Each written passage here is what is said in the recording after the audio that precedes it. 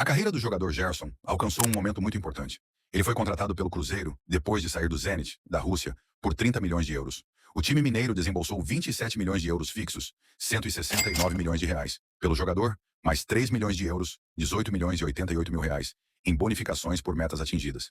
Somando todas as transferências que já aconteceram na carreira dele, Gerson já movimentou mais de 120 milhões de euros, o que dá cerca de 754 milhões de reais hoje. Com isso, ele se tornou o jogador mais caro já contratado por um clube do Brasil. Essa negociação foi feita pela SAF do Cruzeiro, que é administrada por Pedro Lourenço, conhecido como Pedrinho. Antes de saber o salário do Gerson no Cruzeiro, deixe seu like, se inscreva no canal e comenta aqui embaixo o que você acha da contratação do Gerson. Considerando um salário de 3 milhões de reais por mês no Cruzeiro, os números chamam a atenção.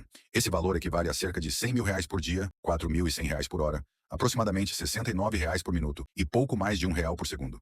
Os valores ajudam a dimensionar o tamanho do investimento feito pelo clube no jogador.